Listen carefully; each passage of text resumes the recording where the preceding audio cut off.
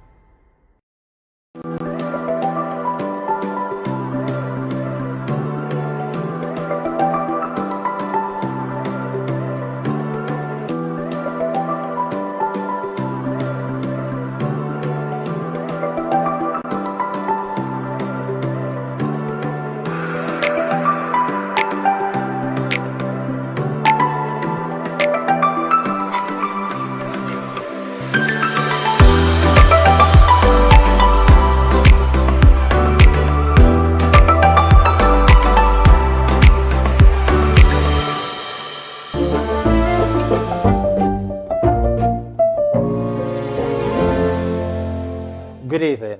Welcome to Pillow Talk. And I'm your host, Patrick Gordon. And I am Sharette Oliphant. Welcome to Family Focus. Today we'll be looking at temperament and do you know your family? And when personalities clash. Good. Yes. So today we will see the different types of personality and how they mesh. And whether or not if they are synchronized or they're not synchronized. So go ahead. All right. So when we talk about personalities, Patrick, usually, generally these days, it has evolved. And typically now we speak of type A, type B, type C, and type D personality. There are many different types of personality tests, but the most popular one these days is called Myers-Briggs. And we will look at that a little later down in our program when our special guest comes on. But just for summary, Patrick, the type A personality is the person who is strong-willed. They're the leader. They're the boss. They are quite the go-getter. That's you? All right. Now, if we want to put it in that, give a biblical example, Paul would be a type A personality. And why Paul? Paul was a go-getter. Paul was always on the move. Paul was always ready to even to lead the rest of the disciples. Paul was always on the go and ready to go out. And even when he wasn't chosen as one of the 12 disciples, Paul went out and was the #1 missionary. Right. Most of the New Testament was written by Paul. So that's the type A personality. These persons are the directors in companies. And we don't have a lot of leaders. We tend to have a lot of middle persons. So you can see that these persons usually excel in their field. Right? All right. So the type B personality now, that person is who we call a socializer. They're fun-loving. They're enthusiastic. They're sociable. They tend to be. And once you're around those type of persons, guarantee that you will never go bored. Right. They're the life of the party. They're active. To be honest with you, they're almost in every activity that you can think of. Yes, like salt. Like salt. Some people say enough. Enough. And the biblical character that we can link type B personality to is Peter. And why Peter? Peter was the one you will, at the time of Christ's crucifixion. Where was he? In the crowd. In the crowd. He was mingling in the crowd. He was.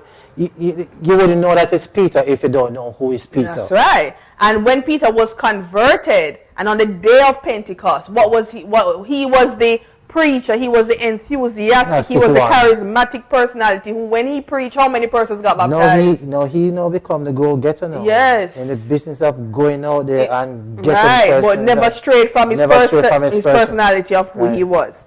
And then we have a type C personality. And these persons now are the thinkers. They may not talk much. You're talking about Moses? Yes, we're talking about Moses. Yeah. How many times have you read in the Word where Moses himself writes that he counseled God? He counseled God. Not God counseled, he counseled God. he was the thinker. He was the thinker. And Moses at one point even said that, God, if you're going to destroy the people, destroy me. Right. He was like that. The final personality that we look at is the type D personality. And these persons are calm. Very. Nothing gets them ruffled too much. No care how things are rough and hard with them, or even if they're going through a particular crisis at that time, they're very, very calm at that moment, as if nothing at all trouble them. And you will think that they're simple. You call this Jamaican like to say, simply, man. Like nothing not get him ruffled. And can you guess which Bible character this one is linked to? I say Abraham. That's right on the ball. Abraham was like this. That he was so calm that when he went to Egypt and sold Sarah to Pharaoh, he didn't even let it bother him. He didn't even think twice about what the effect would be. So those are the four major personality types that research has coined down. But these personality types are also linked to temperaments. Oh. And you are going to talk about that for a minute, Patrick. What are the four types of temperaments? I say type A is the assertive go-getter, and that is linked to what kind of temperament? Type A will link to, what you call it again? Choleric. And choleric persons, this temperament type enjoy taking risks and get bored easily. They can be domineering and opinionated. They find it easy to make decisions, and not only for themselves, but for others as well. So they are, and this sounds like this, we will, the downside to this personality is that we may see them as dictators. Right. Or aggressive. You find them somewhat dictator. They have that dictator thing about them. But at the end of the day, they get results. They get results. That's So they're goal oriented. They're goal oriented. All right. So the type B personality now is the sanguine. Is the sanguine. Boy. Well, I somewhat kind of see myself in that area. And listen, why. Let me tell you why. Let me tell you why. Yes. People with sanguine temperament type have a wide range of emotions and also a wide range of behavior. They are the most versatile of all the temperaments. Why versatile? Depending on the secondary temperament, they might be involved in nearly any human activity, however they enjoy. They're enjoying interaction and changes. All right. And then the type C is linked to phlegmatic. These words can be tricky. Yes, the phlegmatic. Or is it melancholic? I think it's melancholic. These temperaments are logical. And they're logical and they're analytic. So these persons are thinkers. They think through things, they brainstorm things, and these are the type of person you want to have on your team, especially for team playing. These are the type of person you want to have on your team to get things go, to think things out, to ensure that things are on top of things, as how you will put it. All right. And then the final personality that we looked at was type D, and that then will be linked to phlegmatic. And who are phlegmatics? They are easygoing, calm.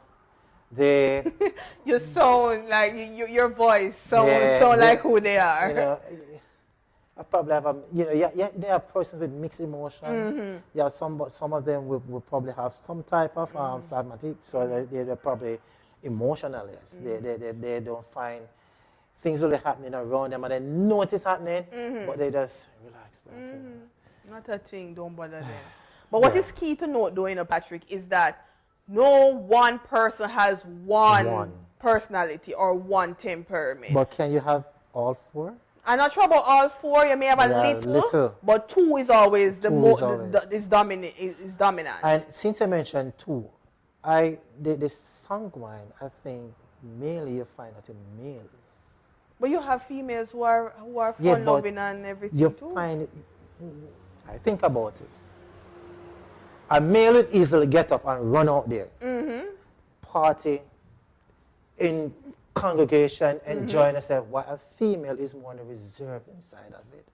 So you're automatically putting the females in the phlegmatic and the melancholic part of the scale. You said that, not me. You said that. You said that. I want to load it, but you said. Oh, all right. Well, in the second segment, when our guest presenter comes, she will clarify all of that for you. And she will agree with most of the stuff I said. I believe you. Let us see. All right. So, in recapping, let's read.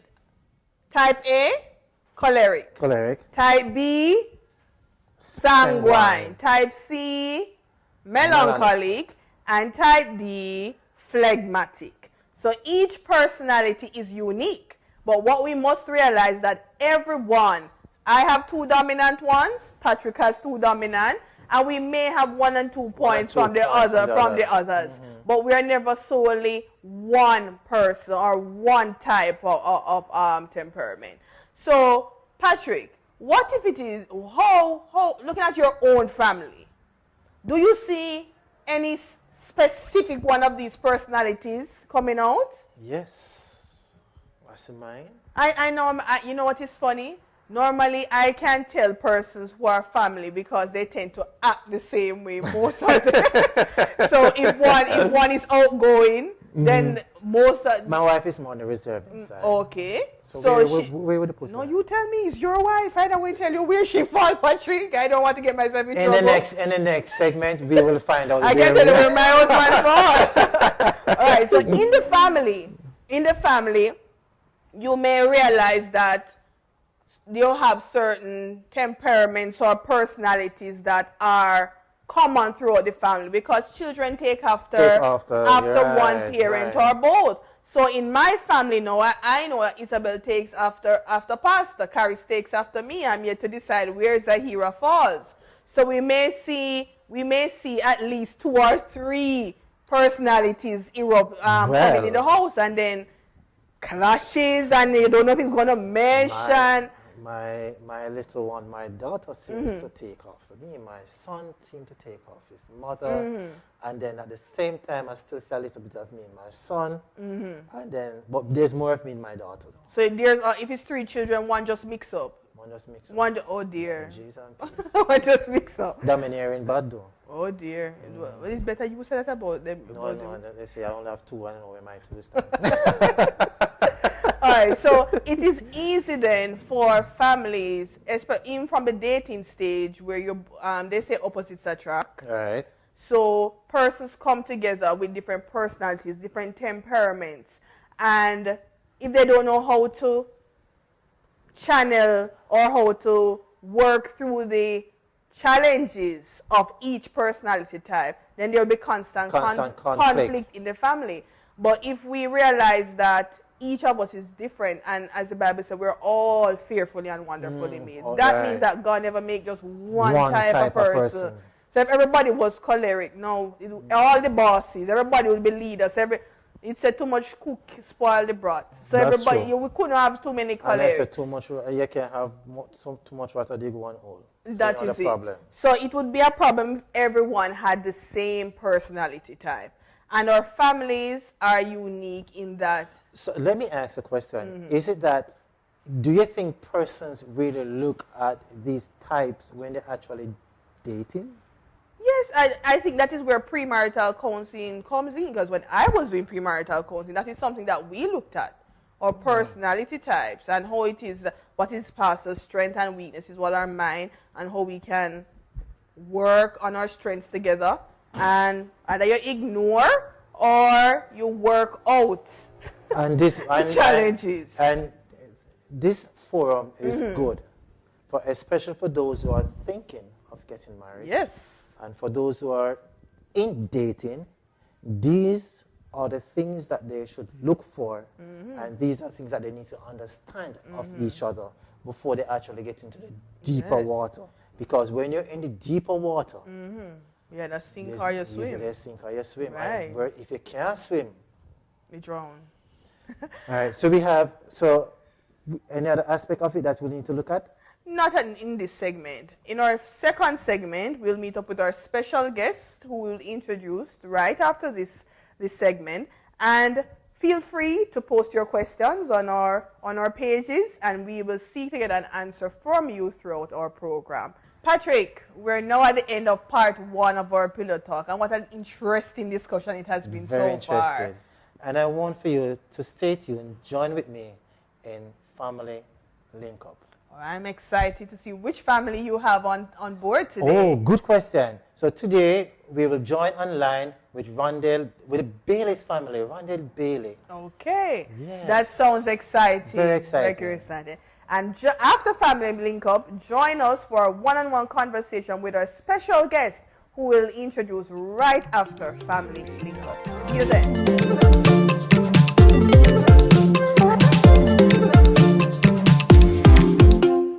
Welcome to Doctor's Call. Today we'll be focusing on the benefits of exercise on the mind, body, and soul. Now, to exercise or starting to exercise can seem like a very daunting process for most of us. However, there are lots of benefits that can be reaped only if we do it in correct stages or in the correct ways. And these benefits exceed just physical improvement, but can also improve your mental health. From a mental health point of view, exercise has been shown to increase your energy level. So it helps to fight fatigue. And, many people who exercise early in the morning will tell you all the time that they're able to go through the day without, falling asleep after lunch and feeling more focused. So that's definitely one attribute or one benefit to exercising. Exercise helps with your mental health as well. So what we found is that exercise can help to boost your energy level, and persons who exercise very early in the morning will tell you all the time that they are less fatigued throughout the day and that they're more focused and they can concentrate on a given task. It's also been shown to help in improving your long-term memory, and that's because with exercise, there's increased blood flow to the hippocampus, which is very crucial for the conversion of short-term memory to long-term memory. So not only is your energy level improved, you are also able to retain information for much longer. Exercise also helps with delaying the onset or even in helping with the development of degenerative or cognitive disorders such as Alzheimer's. So that's a very, very important fact to note. Exercise is also a part of the cornerstone in the treatment of mental disorders such as anxiety and depression. So, exercise really has many impacts on our mental health and our mental well-being. From a physical standpoint or physical health standpoint, very obviously is that exercise helps with weight loss. So for patients who are obese or who are just really trying to maintain the weight, exercise is very, very crucial. And not only does it help with fighting obesity or combating obesity, obesity is linked to many non-communicable diseases such as diabetes, high blood pressure, high cholesterol, and exercise directly impacts the onset of these conditions or can be used as a mainstay in the treatment of these non-communicable disorders.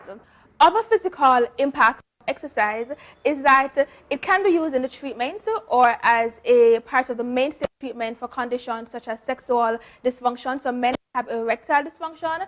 Exercise has been very, very crucial in helping to treat those conditions. Exercise also helps in maintaining the bone health and muscle. So for females who are getting older, who are going into the menopausal transition, exercise is very, very crucial in fighting osteoporosis because it gets your muscles, very strong, or build your muscle strength rather, and also help and delaying the breakdown of your bone mineral density. And lastly, for those of us who suffer from insomnia or the inability to fall asleep very easily, exercise has been very beneficial in helping with insomnia. And that's simply because you're so fatigued or so tired from the exercise that you really fall asleep much easier or much earlier. Now, yes, it may seem very daunting, but at this point in time, most at home more than usual. So this is a great time to start an exercise regime or to start to incorporate exercise in our daily routine. We start with a small session, and what actually recommended is that we should do about 150 minutes of moderate exercise. So that's about 30 minutes or 5 days for the week, or 75 minutes for the week of intense exercise. And eventually, very soon, you'll start reaping the benefits. So get on out there, get your weights going, try going online, seeing different regimes that are available, the resources are there, and ultimately we'll all exercise our way into being healthier, happier versions of ourselves. So.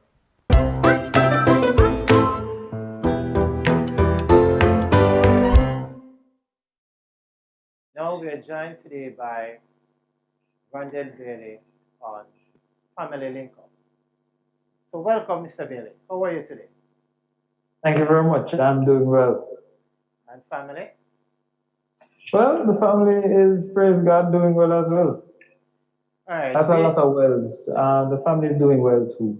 Right, very good, very good. Well, we are here to discuss on differences in personality and temperament.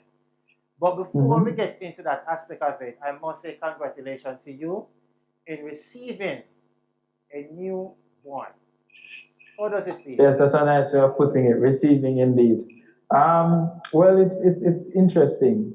Well, for those who maybe are watching and don't know, when you say a new one, you mean the birth of my wife and I.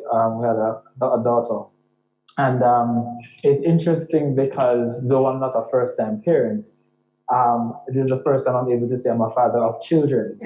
And that takes in a little bit of, it takes some getting used to. And then, of course, there is also the challenge of having to deal with providing for a toddler while also providing for a newborn.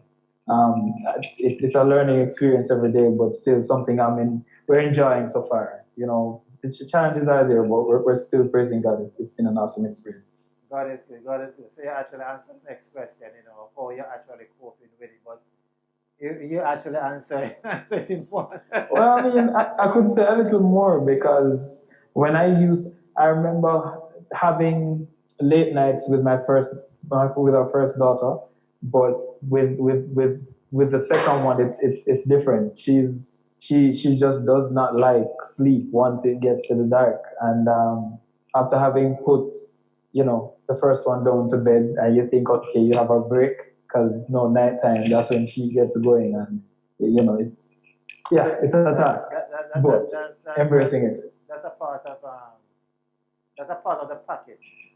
You don't just get baby, I know. you get everything else that comes with it. I won't envy, because I've passed my lot. Okay then, all right. Let me ask you this: who is Randell Bailey? Randell Bailey is Two words. Is a father, a Christian father, and a Christian husband. Very good. Very good. Very good. I have to qualify the 2 words. All right. Okay then. I realize that there's a lot of R's in the family. So it's the R's big family. No. Let me ask of you to introduce to us, your family, including your wife as well. Introduce to us your family. Okay, so I'm Randell Bailey. My wife is Racine Bailey, and we have 2 girls, Rael Bailey and Raylan Bailey. And as you said before, we are the RBs coming soon to our student review. No, was it a planned thing to have so much R's in it?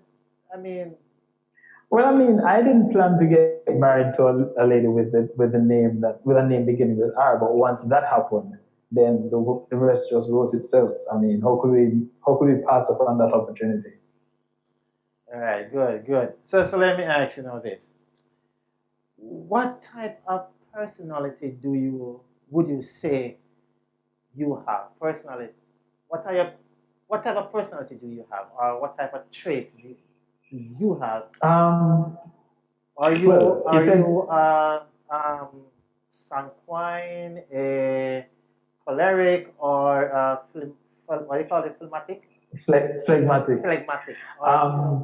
Well, the truth is, you said traits a while ago, which is the best way to put it, because you would know, of course, that everybody has elements from all personality traits, all personality groupings. Mm-hmm. But I would say I'm most fit into the category of a phlegmatic. Okay. So you are always on the go. You're always the one who make and analyze situation, differences, and stuff like that. All right. Well, analysis is kind of a part of who I am and what I do professionally as well. Professionalism. Okay. All right. So let me ask, who do you think Riel take off? Again, I think she's a very interesting combination between my wife and I. I think my wife is as phlegmatic as I am, but with some differences in there because, for example, while she is all about helping others, she has a heart of gold and she wants to see the best for others. She's not necessarily as keen as I am on, how do I say? I want to make sure she don't fight when she sees this. She's not necessarily as big on friendships, in terms of just having a lot of friends and having a lot of connections. I'm a little bit more open than she is in that regard. But whoever she does regard as a friend is somebody that can count themselves very lucky. So in that regard, to answer the question you asked about our daughter, Rael, I see a little bit of Rael a little bit of me and my wife in Rael. A little bit of me in that she is definitely inquisitive and she's ready to try and figure things out, and she's very much, when she's in the mood, she's very much a people person, wanting to smile with folks and everything. But then on the other side of it, I see where she can be quite she can be very quiet like her mother. She can be very loving and very, very affectionate. Even with our newborn, Raylan, I see where sometimes she just holds her and gives her a kiss. And I have to be fighting her off because she doesn't know how to give gentle kisses. So she's trying to stifle the baby, but still just showing love, you know? So yeah, I see a little bit of both of us in her. All right, that is good. That is good. So so in an introspect, or let me not say that then. I know you can't tell me anything about the new one that just born because I mean she's just who she is, right? For now. I know, could I tell you a little bit? I could have tell you a little bit because let me just take a step back very quickly. When my wife was when we were expecting Rael, I remember there were times when I would go and lie by my wife's tummy or talk to her tummy, and wherever Rael was in her tummy, she would come to where I am. Like literally, I could feel, and my wife would tell me she could feel her moving from one side of her tummy over to where I am. And we always knew that that was an indication that this was going to just be a loving child who likes to kiss and hug and, you know, and she's been just that ever since birth. And then now we get to Raylan, where when she was in the tummy, I remember every single time I talked to her, the only thing I'd get is a kick. She didn't like to be bothered. She didn't like to be, you know, wherever she positioned herself and she was comfortable. If my wife moved in a different way that caused her to become uncomfortable, is thumps and kicks and, you know, she wasn't having it. And now that she's here, she's that same kind of baby where when she's comfortable, leave her alone. And if you do trouble her, if you think you're doing her a favor by fixing her and propping her up or whatever, it's gonna be hell. Because she will not stop crying until you put her back where she was. Leave me alone, that's her. Boy, oh boy, I mean, you're running ahead of all the questions that I have. But I'm sorry. You asked me about my family, so yeah, you have passion. no, it's Passion not a was problem. real. It's not a problem. I mean, I'm interviewing you and you're actually sharing with us all of these wonderful things about yourself and your family.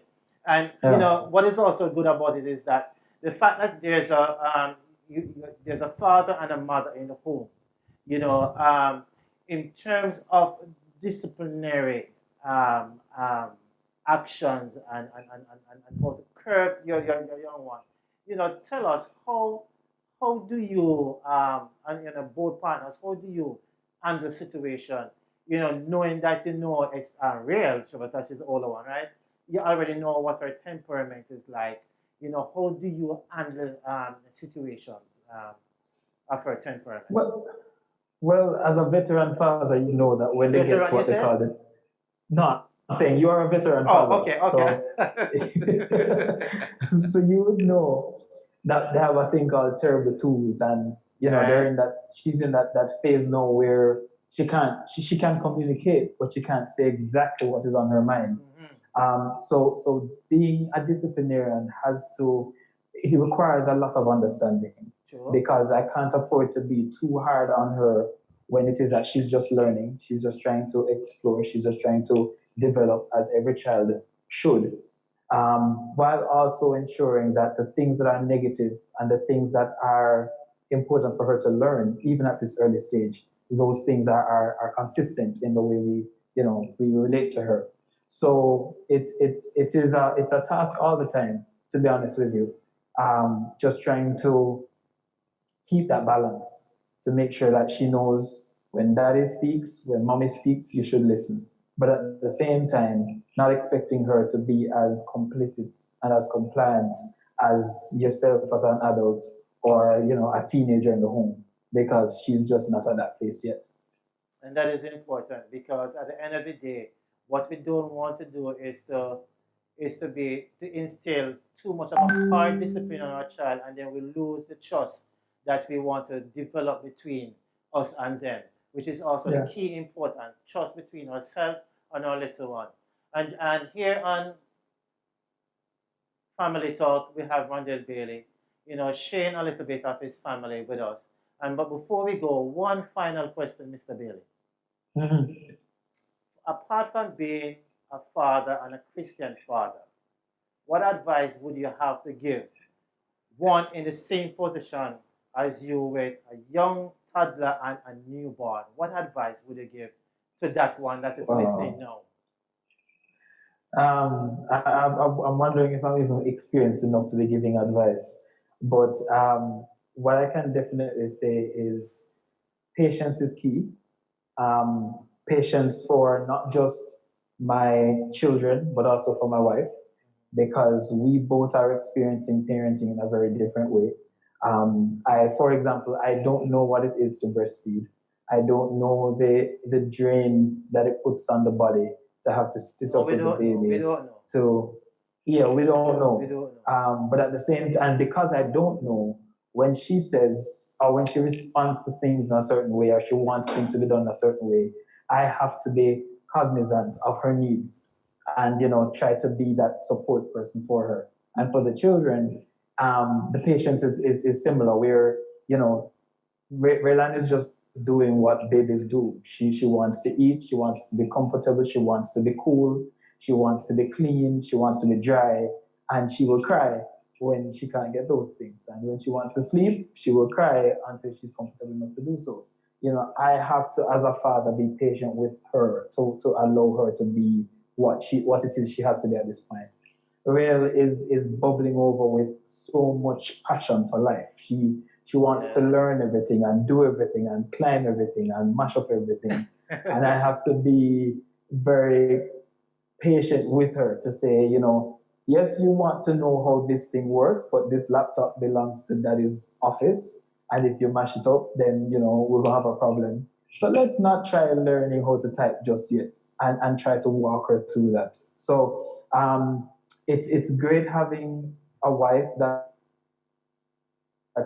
appreciates the same thing, and we can bounce off each other in terms of just sharing responsibilities to the children. If she has the baby, I have Rael. If she's taking care of Rael, I have the baby. If she's feeding one, I'm feeding the other or putting the other one to sleep, that kind of thing, because that support process is critical. A lot of times fathers tend to shy away from these early points in the children's lives because we don't have those soft skills. The child is so small, our hands are so big, we feel like we're going to break them. But we definitely have to be as involved as possible to ensure that our children are sufficiently cared for and our spouses are sufficiently supported. Thank you, Mr. Bailey, for joining us today at Family Talk, and we appreciate. And we say, tell all the R's in your family, we say hi from Family Talk. Thanks for Thank joining you. us. We'll be out to meet you guys soon. We're keeping our social distance for now, but hopefully by God's grace, we will see you all soon. Right, as a father to a father, I'll say, take your time, because at the end of the Certainly. day, you need the time, wife need the time, and the children need the time. So take your and time. I need a haircut. I don't know how much more haircut you need than what I have. But thanks for joining us. And it was a great having you here with us. All right. So thanks for having your viewers join here and Family Talk. So we see you next time. And there's the important thing that comes out of it. Patience.